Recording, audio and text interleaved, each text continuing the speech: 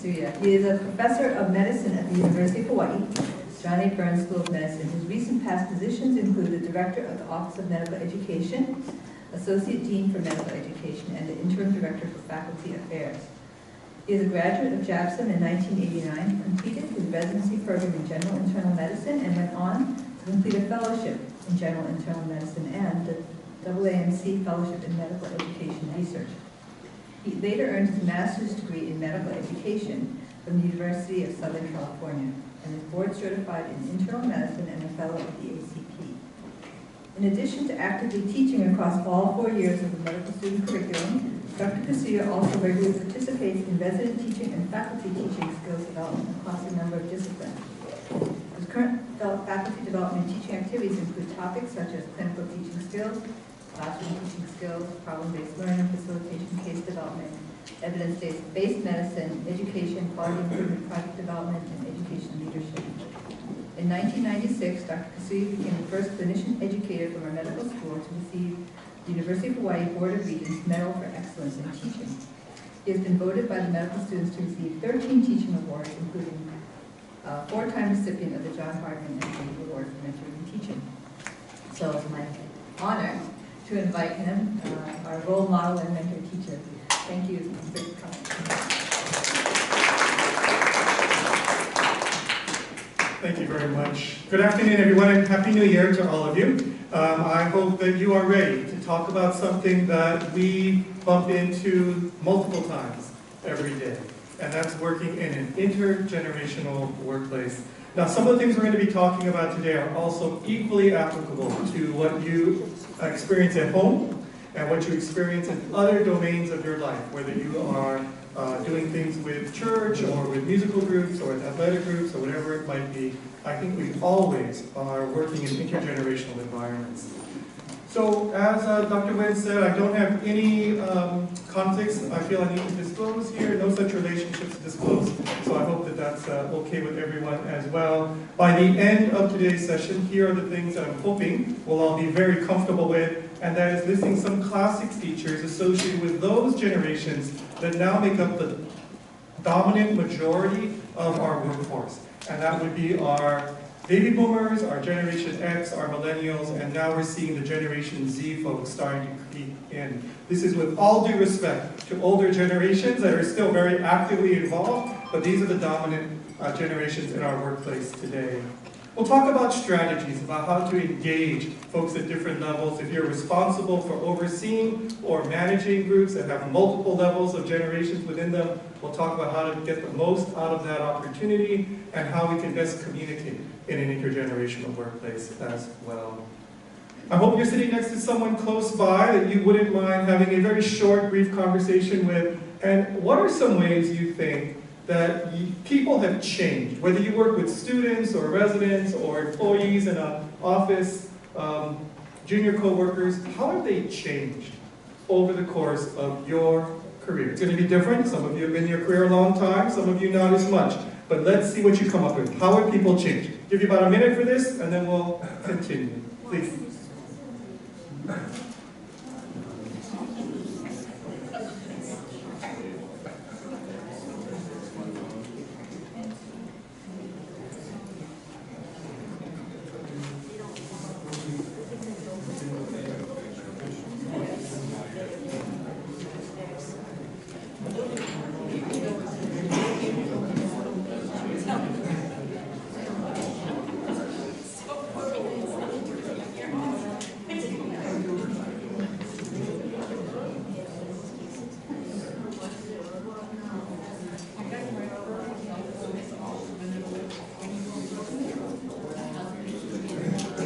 If I could interrupt you and ask you to finish up your conversations, I bet you I could let you go much longer and your list would continue.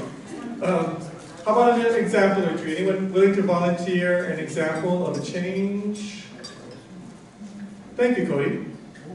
They're not as scared of getting kicked out of school or fired from their position. They're not as scared of being kicked out of school or fired from their positions. Okay, all right. What else have we seen? I think that's true. Technology and being tech savvy. Technology and tech savvy, absolutely. In fact, I think half of you right now are probably paying more attention to your phone than me. That's okay, that's all right. Anyone else? One more? Yes, Mike. There's a lot of focus on work-life balance. A lot of focus on work-life balance. Considering career paths. I think these are all very important things. We're going to touch upon how some of these issues might have a generational component. Again, I also want to be very clear that not everything we're going to be talking about can be explained by generational differences. There are many individual differences and cultural differences and other things we have to consider as well. Here are some common responses, much like the list that you came up with. They see the world differently than I do. It seems like as people move into the workforce, their view of the world is a little different, whether it's work-life balance or prioritization or how important it is to hold on to a job, how important a promotion might be. All those things might be a little different. They're really good with tech. I think that's very clear. They don't believe in the same things that I do. The value system sometimes seems to be different with people that are entering the workforce rather than those that are in the process of moving on. They seem to feel like they're better than us, even though they haven't done anything yet. All right, this is kind of sense of entitlement. And we're going to talk about why this perception comes through. They don't seem to want to sacrifice as much for the profession as we did, as I had to, as we should. Again, it's partly values, but there's also this piece of kind of self-expectation and expectation of others. And they're always questioning the way we do things. Oh, we're going to start rounding at 6 tomorrow. 6? Why 6? Can't it be 7? All right? You know, there's always going to be this kind of questioning thing that comes through. Why do we do things this way? Well, let me turn the question around. And some of you may be in this group as well. The younger folks coming in, how do you see those that are more senior, kind of older generations in the workplace? What are some of the things that you think kind of describe them? So let's try this one out. Give you another minute for this, and then we'll continue. How do you think the younger folks see the older folks? Go ahead.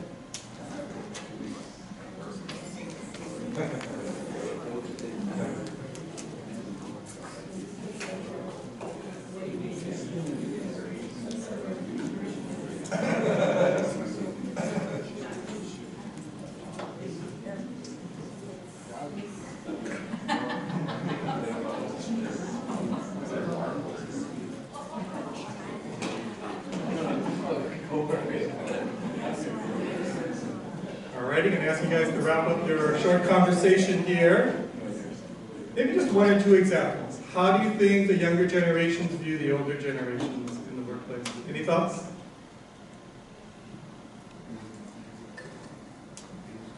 Maybe kind of just the opposite of your first list? Yeah, Mike? Today's younger workforce complain about the older generation complaining about us complaining. Okay.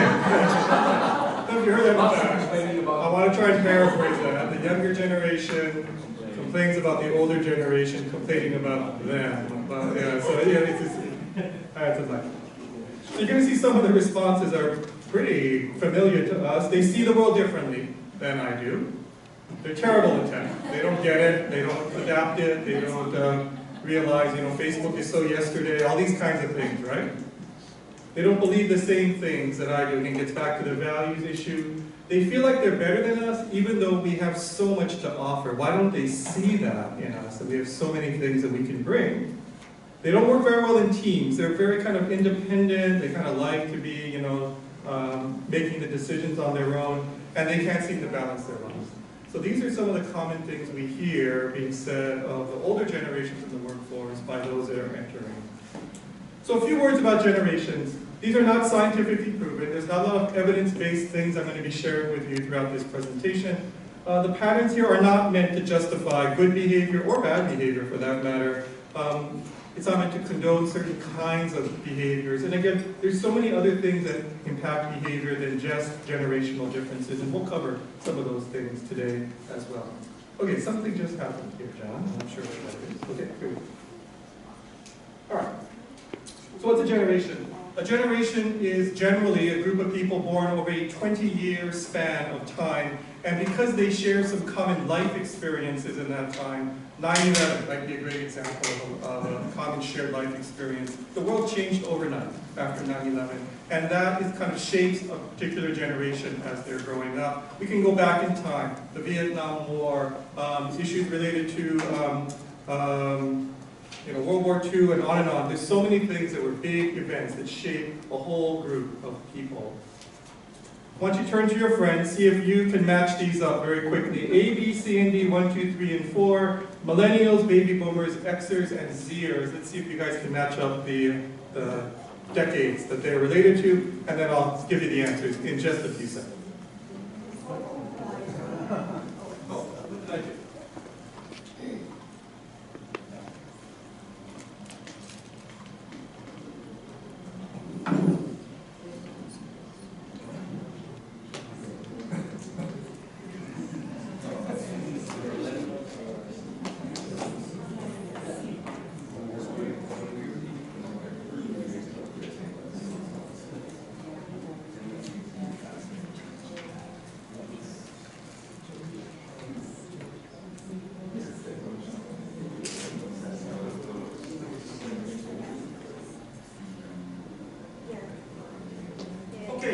Flash up the answers for you right now, and we're going to be talking about each of these generations.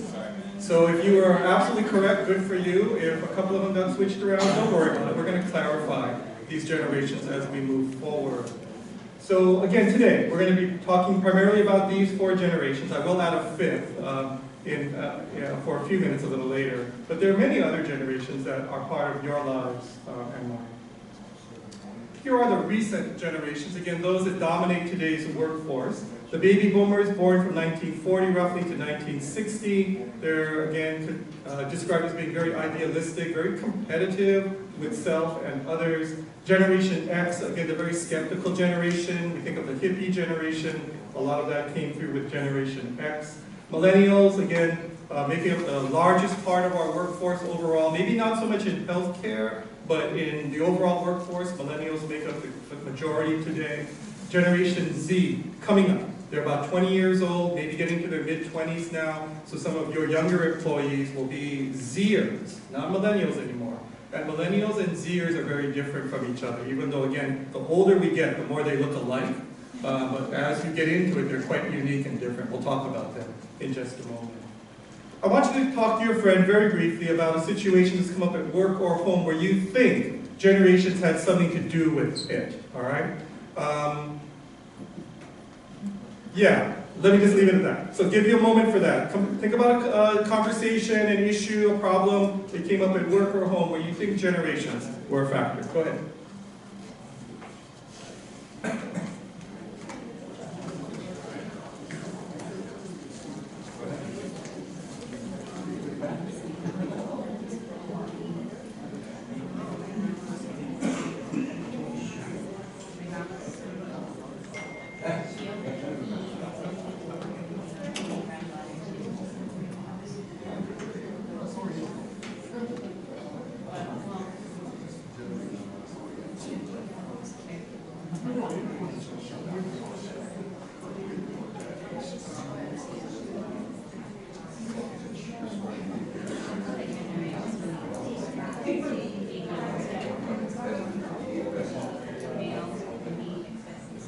Okay, hope you can wrap up your examples.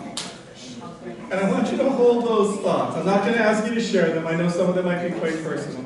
But let's hold those thoughts and see if some of those issues become a little clearer why they might have a generational component as we move forward.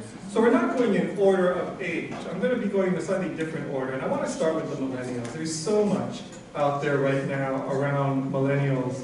And again, if you look at this slide I showed you earlier, the millennials right now are probably somewhere in their early 20s into their mid or late 30s. So you may have millennials sitting next to you. You may be a millennial yourself. You may have millennials at home or in your office. Millennials have a lot written about them. In fact, they were so different than Generation X prior to them that it was very shocking when they hit the workplace. Very shocking when they hit the classrooms. It was a very different kind of group. Again, felt to be very idealistic. They are very much involved in understanding the importance of serving community from a very young age. In our medical school, we have a community service kind of requirement as part of the medical school curriculum, and the students ask, why do we have to do this? I've been doing this since I was 12. So it's a very different kind of world than it used to be. They're taught to be optimistic and taught to be special. Some of you might remember watching a child's television show called Barney the Dinosaur, the purple dinosaur, right? I love you, you love me, we're a happy family, all those kinds of things, right? Everyone's special. If you were a part of a sports team in the 60s and 70s, and you were like me, you sat on the end of the bench and you never got your uniform dirty at all. If you are a young person today in a sports activity, that's very different. Everyone plays an equal amount, the stars don't get to play the whole game, everyone gets the same size trophy at the end of the season. Those were kind of millennial kinds of issues. So again, kind of raised to feel quite special. The team orientation is a good thing. They've been working in teams from a very young age, and as we've already mentioned, technology a part of their lives. We're going to learn that they are actually amateurs compared to Generation Z when it comes to tech, but they're a whole lot better than Generation X, the boomers, and those before.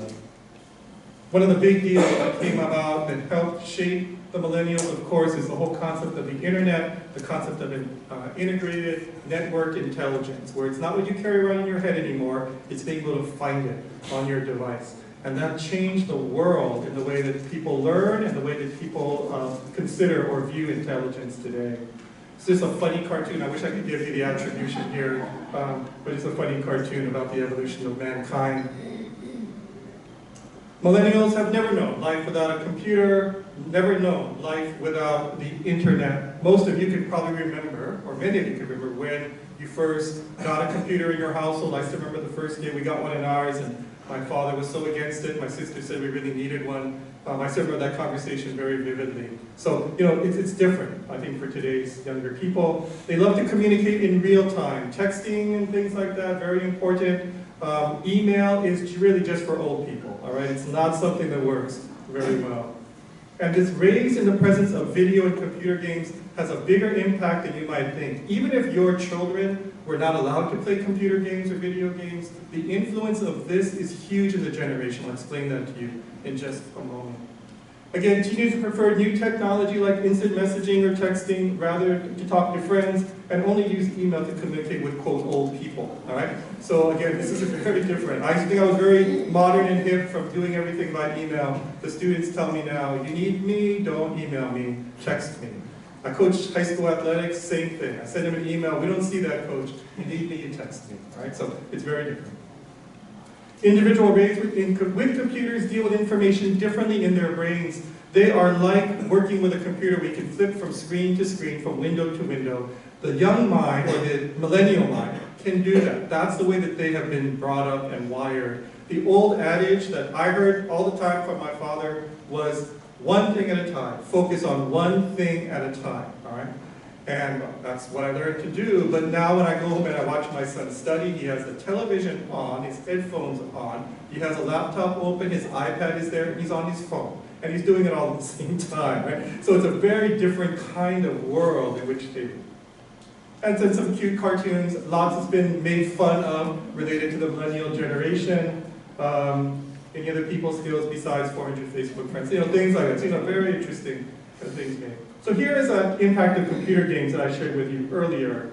So because of this, there's so much more of a comfort with technology. I had a 19-month-old child of a nephew that was at our house visiting for the holidays, and they were as comfortable using a cell phone or a smartphone than I ever was.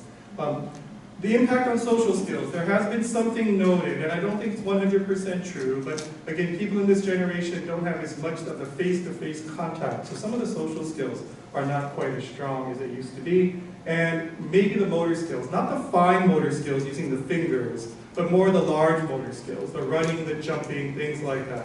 Again, today's generation is not quite the same as it used to be. When I was a child and I had a special event, whether it was a birthday or Christmas, my family might buy me something that looked like this. It was called a model kit.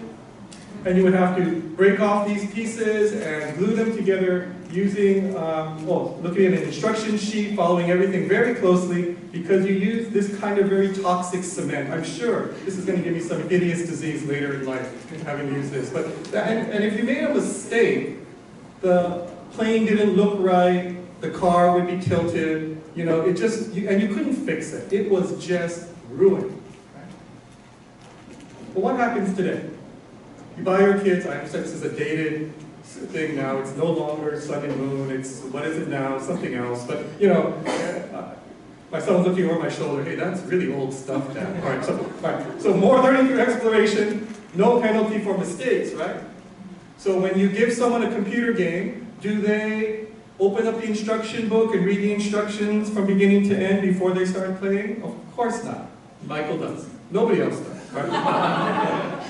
Why? Because they can just start playing. If they make a mistake, what's the penalty for making a mistake in a computer game? Yeah, just restart. Or maybe just going back even half a step. Not start all over, but maybe just to the last checkpoint or something like that. And so there's really no penalty. So this exploration is a great way for people to learn in this setting. And therefore, reading things, especially ahead of time, just doesn't have the same importance that it used to. If you give a resident or a fellow a handbook to read before they start a rotation, chances are they're not going to see that as a very useful use of their time. They'd rather bump through life, bump into a problem, and then try to find the answer. Okay? Well, as you can imagine, there's some challenges in working with every generation, and just very briefly for the millennials, there's this kind of a sense of entitlement. They know value when they see it. They expect value in what they get. And so it's no longer, oh my goodness, I got into a wonderful university. It's not that. It's, now what are they going to do for me? All right? I want the quality of that experience to be very high. They should deliver on those promises. Complaining directly to the top. In the old days, it was, at least in the medical area, it was a student complaining to the intern. If they can't fix it, it goes to the senior resident. If they can't fix it, it goes to the chief resident. If they can't fix it, it goes up and up and up. Now it's not uncommon for us to get a call from a first-year medical student's parents to the dean saying, something's not right, get it fixed. And it literally goes from the student to the parent to the dean and down. Very different approach. We're going to talk about helicopter parents in a moment. Some of you may be a helicopter parent. The more I read about it, I think I am. All right, so it's not a great thing, but you're always hovering, always making sure your kid is okay. And that again is a more modern phenomenon that we're seeing with Generation X and boomer parents. This is dedicated to my mom and dad, whose tireless efforts at editing and rewriting long after I went to bed made this report possible. Right? My son was probably in first or second grade at a public elementary school, and he would bring home a math worksheet. He would do his best. He would share it with my wife. I'm not very good at math. I know Dr. is awesome at math. I'm not very good at math. And he would go ahead and she would look at it. She would correct a few things. You got to fix this. And he would go to school. He would get a grade. He would come back and say, look, I did really well. And I would congratulate him and his mother both for doing so well on their homework. This excessive emotional backing, though, has led to a phenomenon we call delayed adolescence, where everyone's just a little later in getting to some of these maturity milestones that we might have expected in the past. It's not 100%, but it can happen. And we sometimes would expect someone of this chronologic age to kind of have some different life experiences than they currently have. And I think that's a very common phenomenon we're seeing. All right, let me just speed up here. I'm going to skip through a couple of these slides, a couple of these quotes. But again, they appreciate the structure and direction. They want to know what's expected very explicitly. We talked about this, I think, earlier in terms of generational differences. And they've been seen then as demanding educational consumers. Those of you involved in education, teaching nurses, medical students, and others, you might start to feel this way, that it's no longer teacher-student. It's kind of a consumer kind of relationship that we have. Regarding the learning environment, millennials do value personalized attention and mentoring. They like working in teams, so they actually are more collaborative than we give them credit for. When it comes to assessment, they want a lot of feedback, and they want it right away. They don't like things to be held back and given to them later. So I'll skip through some of these things and see if I can maybe highlight a couple of things from this slide.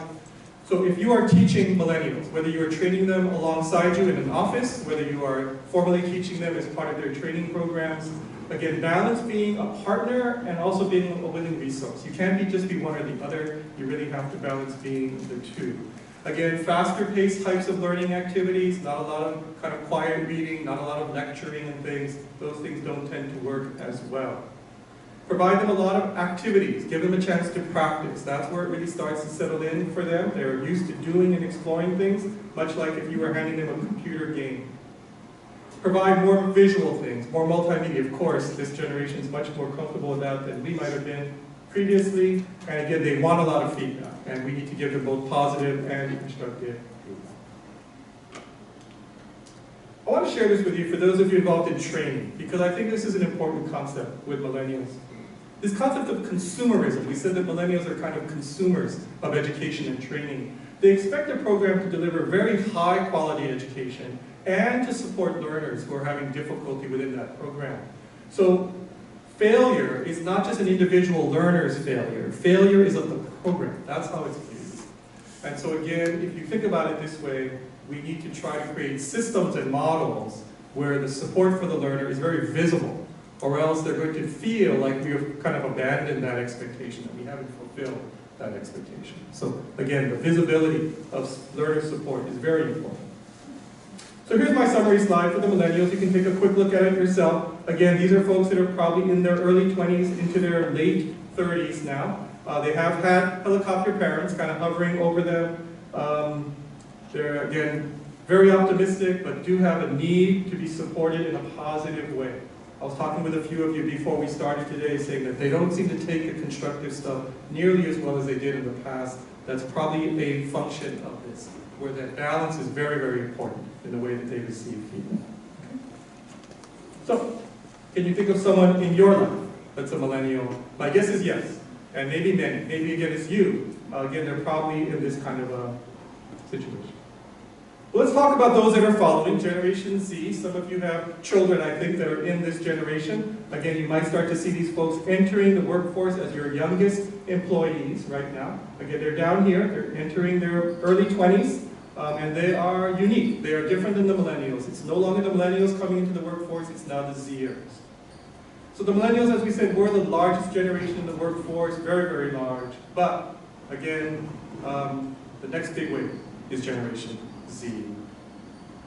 They're very diverse. They're as multi-ethnic as individuals as any generation ever seen on the planet.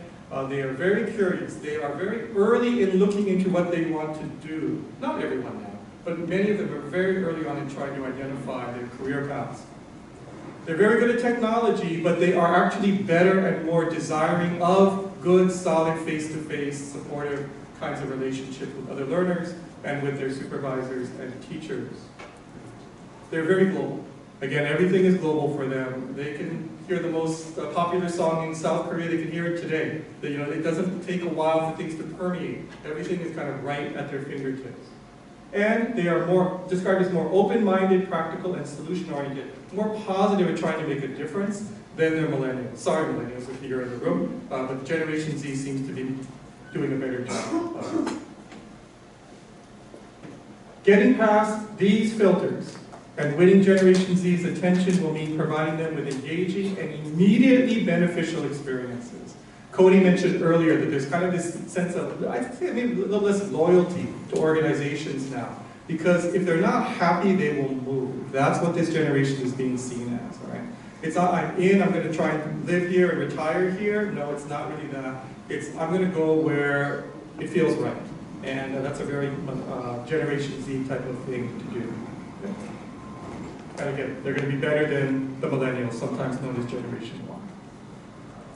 So here are 5 tips to connect with Generation Z. I pulled this off a resource off the internet. So again, show them that you value their ideas and respect them. They need to feel like they're part of the organization. Again, talk to them face to face, make genuine connections that go beyond just the technology. Give them opportunities to provide input and give them feedback and be authentic, be real, be someone that they want to relate to as well. So again, the kind of formal work relationship, supervisor, supervisee, it's kind of breaking down in these new generations.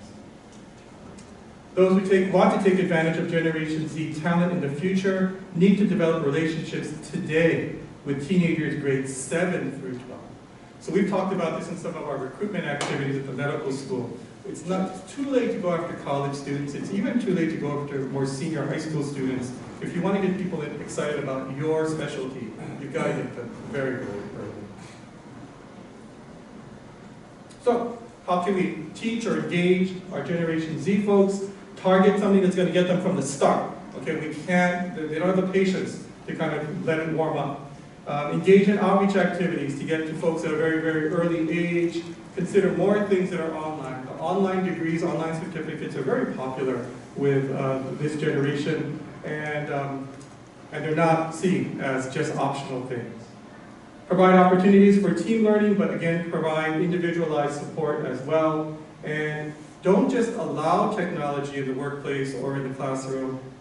Figure out a way to use it. All right? It has to be integrated into the way that we use it. Here are Generation Zs. Again, the diversity, the multi-ethnicity, again, the globalness of them, this consumerism, all these things are very, very important when it comes to Generation Z, and I think the jury's still out in terms of how this is going to impact the work environment. So who's a Zer in your life? I'm guessing you have some. I've got one in my house, that's for sure. Now, some of us in this room are Generation Xers. That means that we are somewhere in this age range, 35 to 55, maybe approaching 60. And again, seen as a very independent, very kind of a go-getter type of generation. They believe that respect must be earned. And since they did it that way, they believe that of the younger generations too, whereas younger generations want to be more open and respecting everyone's input from the beginning. So you can see there's already some possible tension that is being built right there. Their loyalty, very importantly, is to a team. All right, I don't know what departments everyone's here for, but let's say, you know, our Kuakini cardiology unit's the best ever. It's not Kuakini Health Systems, it's our team that was really kind of the priority for us. And that's a very Xer approach to things.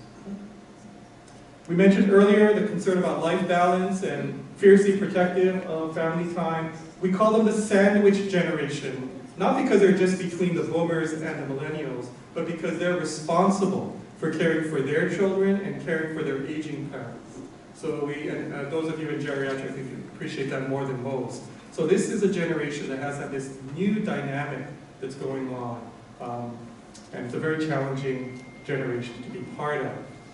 They work to live. What does that mean? It means they work really, really, really hard, but it's the promise of what they can do outside of the work time that drives a lot of that. And whether it's going to Vegas, I mean, that's a silly one, but whether it's having a good life for their kids or having a reasonable retirement, that's what they're working for. We're going to find that the boomers are just the opposite. The only reason they live is to work. Some of the virtues of Xers: they're very adaptable, they're very creative, very independent, they're relatively techno-literate, especially compared to the boomers and the silent generation above them. And they don't have a problem pushing at authority. All right? They've come through this time where it was the establishment, anti-establishment kind of thinking, and they're okay standing up for the little guy talking to the administration. So they can be wonderful advocates in some ways. So how do we work with Xers in our workplace? We want to recognize again that they are in the middle. Generationally, they've worked very hard to pay their dues under the oppressiveness of the boomers, and they tap into their creative. We want to tap into that creativity, that adaptability, and realize that they are going to be a little cynical, a little bit anti-establishment sometimes. And that too can be seen as a strength and sometimes create a little bit of tension. Here's our summary of the Xers. Again, I think a number of you are probably in this category today. And we are digital immigrants, meaning that we're not natural in the digital world. We've grown into it. We've been introduced to it later in our lives. So who's an Xer in your life? 35 to 55, maybe closer to 60 now. Independent, a little bit anti-authority, a little skeptical.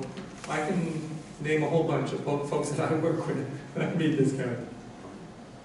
Let's talk about the boomers. We all heard the term baby boomers for a long time. Again, they were born right around the end of World War II, so 1940s up until about 1960, which means they're somewhere in this 55 to 75 or 80 range now. Again, in the workplace, this is probably the most senior group. Now, we still see some folks in the silent generation, others above that, but again, this is probably the majority of your senior people in your organization are probably boomers right now.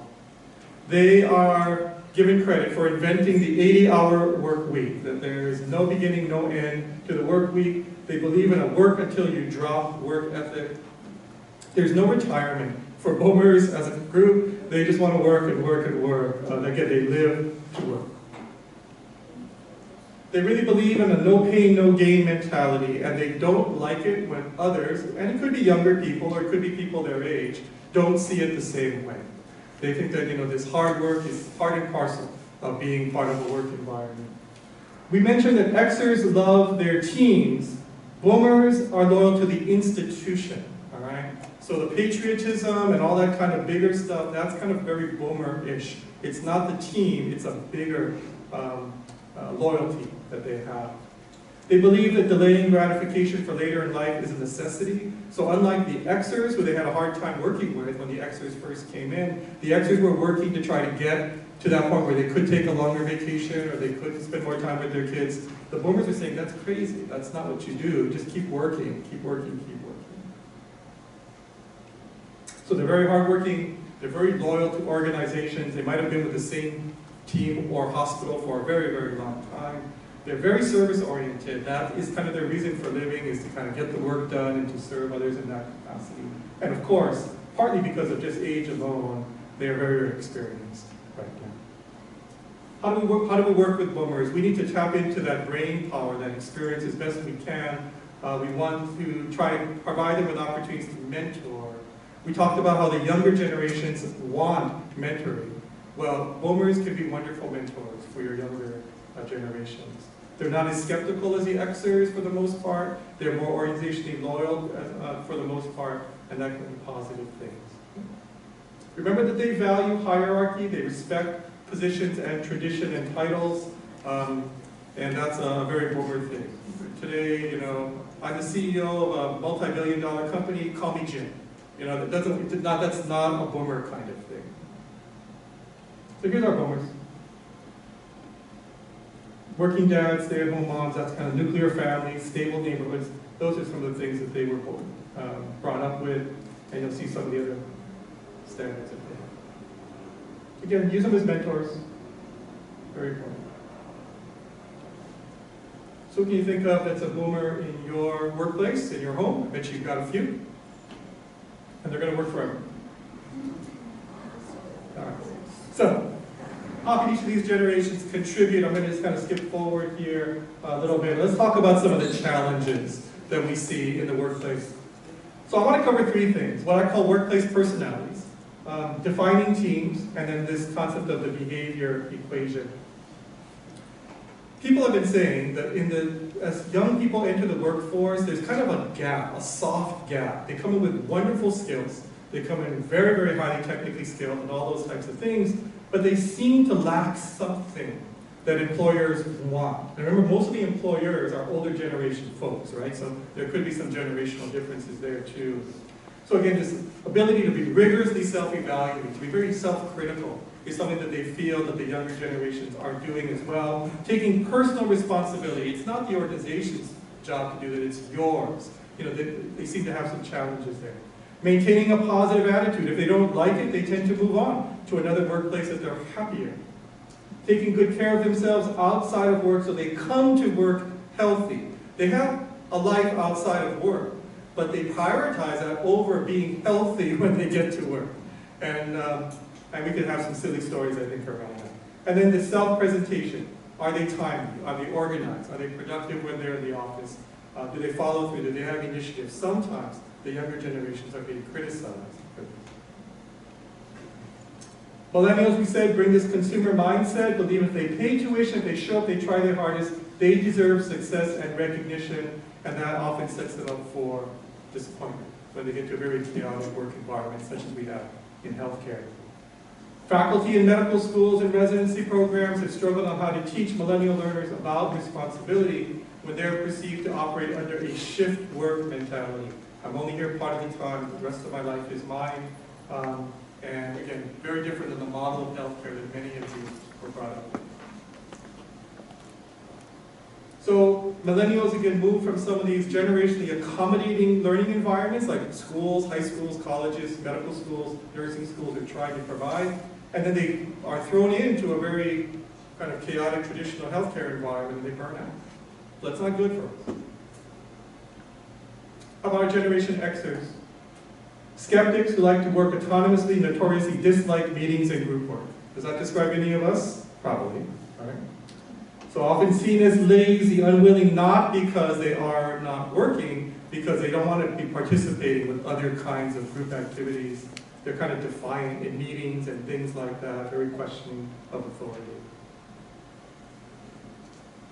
Boomers, ambitious workaholics who may be critical of co-workers who do not share these values. Highly demanding of self, highly demanding of others. Well, I haven't said much about this generation, but I wanted to make sure that I paid some homage to them today, and that's the silent generation. And then these are the folks that are born in the 1920s up until about 1940, and are said to be kind of the conforming generation. There was a very important time for the country to be kind of unified between the big wars and all of that, and so there was a lot of issues about uniformity. And I want to share, it's a little hard to see perhaps for some, the silent generation, 1922, again, respect for authority, discipline and hard work and loyalty, very important. Written and formal communication styles, very important. Stereotypes, they're kind of practical rule followers. And if they retire, who are we replacing them with? Yeah, we're replacing them with millennials, all right? So that's why there's such a huge shift in our workplaces, is as the silent generation folks retire, we're not replacing them with silent generation folks. We're replacing them with millennials. So the whole kind of chemistry of the workplace changes a lot. And now it's going to slowly move one more column over to generations. All of us here have a different definition of teams in our head, and boomers and millennials see teams very, very differently. Millennials see teams as a collaboration among equals with very fluid roles. Boomers see a hierarchical organization with a leader of a team and people that follow. Can you see how explosive that can be if we put them together with those two different thoughts in their mind? It can be very different. So if we mix them, we need to define the rules for them, or else we're going to see dysfunctional or disruptive teams. And I think that's an issue that we've seen quite a bit in different parts of the workplace, including here in healthcare. Okay, let me share this with you. I think this is very important. And I kind of cobbled this together, so it's not like anything evidence-based. It's more opinion.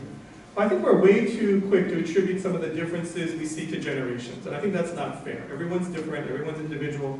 I don't think we should do that.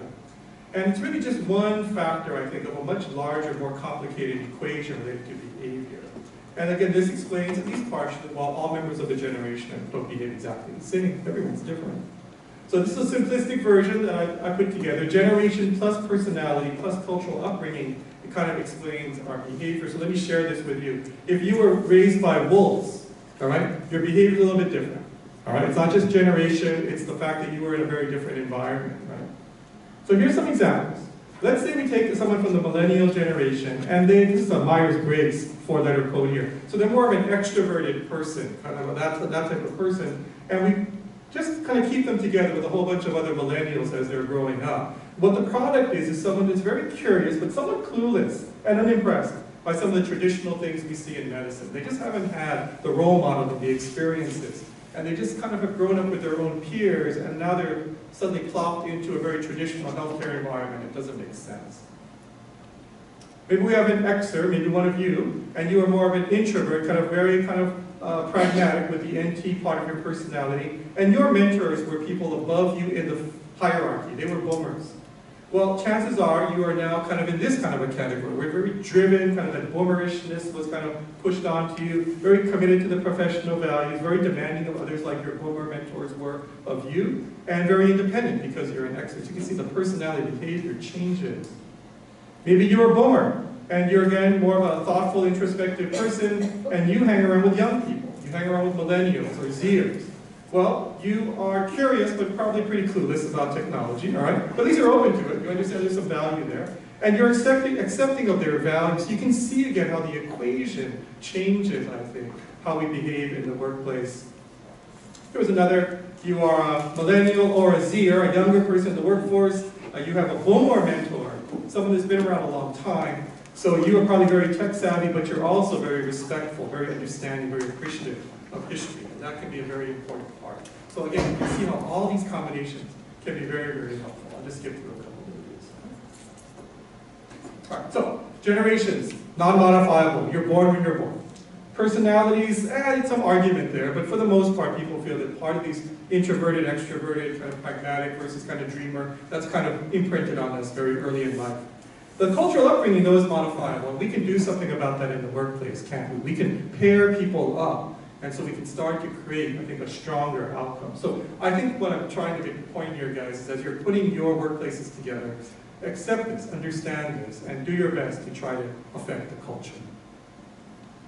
So don't be too quick to blame conflict or behavioral issues on generational differences. It might be the way we put things together, and I think that's really important. So let's pair our millennials and Zers with our boomers and Xers. Let's remember that millennials and Zers are culturally naive to your workplace, and they need to learn from good role models, people that understand and appreciate that history.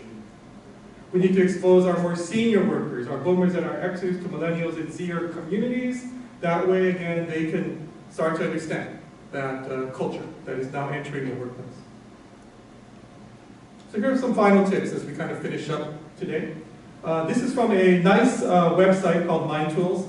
It's a free website if you are ever looking for information around different kinds of teaching and learning and workplace types of issues. It's a nice resource for us. But they suggest that there are 6 strategies for multi-generational harmony. Establishing respect, meaning for being tolerant of folks in different groups, being flexible and understanding and avoiding stereotypical biases, both conscious and unconscious biases, which is a really big term in healthcare right now, as we know. Being open to learning from others and helping them learn from you, so that cross-cultural exchange, cross-generational exchange.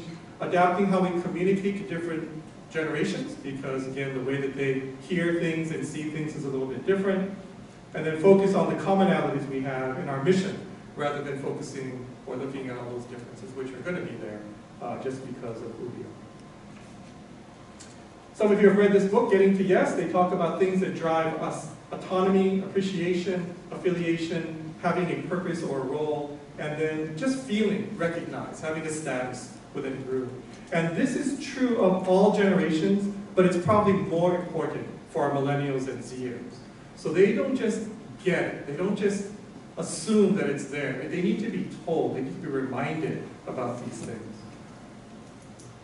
The big question for Generation Z minds is, what role is this job going to play in my life story right now? Not where am I going to fit in your company, but where are you going to fit in my life? It's a kind of a flip-flop from what we were used to coming through into the professional lives. So we need to, again, strategically invest up front. Let them know that they are important members of the team, that they're respected, and don't just assume, as you might have with your Generation X and boomers, that they're good with that. They understand that already. I'll skip through that. Then we talked about this concept of immigrants. We can look at this kind of as a cross-cultural thing or cultural sensitivity thing. This is my last slide. And that is, we want to appreciate intergenerational differences in values and perspectives. We want to spend time cross-educating now so we prevent conflict later. We need to know that, let everyone know that there are generations that are valued in our workplaces and not dismiss or minimize any of these groups. We want to capitalize on bringing in the skills of these digital natives that are now entering our workforce, but we also want to provide our senior workforce to tell their stories, to share the culture, to be very influential in helping to shape and maintain some of the organizational culture that we value. And we have to start thinking about how we choose to pass on our culture to each other. Because as our seniors retire, it's not going to be the same. We're going to lose very, very important parts of this culture for all of our organizations. And I think that's going to hurt a number of our teams. So the millennials and Zers are here, but let's not forget the Xers and Boomers aren't gone. Okay, we want to make sure they're all respected. Every generation brings strength, every generation has challenges. And remember, it's not just generational differences that explain people's behavior. There are many other factors there too. I hope that you would agree that we're better able to list some of the features associated with these generations, that we've discussed some strategies for engaging different generations in our workplaces, and that we can identify some strategies to communicate better with all of them.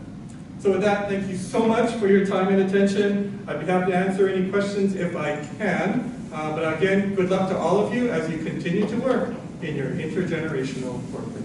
Thank you.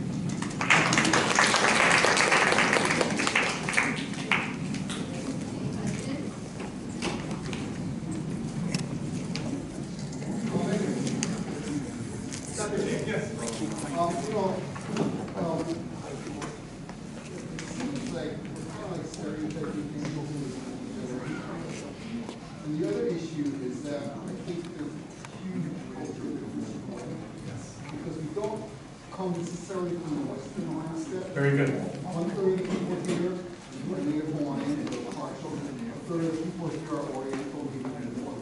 So you're talking about maybe a third or less of the population actually is in the Occidental style. And I think we perceive things very differently where we're going, what we're doing. I think those are excellent points, Dr. Chin. I think they're all excellent points. I've given this type of a talk to a couple of different Asian country audiences, and I was very afraid that I would really be talking about a very Western view of things. But one of the points that they made is because from their perspective, in Asia at least, I can't speak for the rest of the world, that everything is so globalized now, that the cultures kind of break things down, and the younger generations are more global than any of ours. And so I do think we're starting to see kind of a melding of some of these things. Now your point's very well taken, that we do have to absolutely consider culture and other factors too. And yes, as I mentioned, I think these are very stereotypical views that we've talked about. But I do think the younger generations, more than ever, are really melding in terms of their culture, just because of the way the world is such a global environment. But thank you. Thank you for that. Anyone else? Okay, thank you all have a great afternoon, everyone. Thank you. Happy New Year.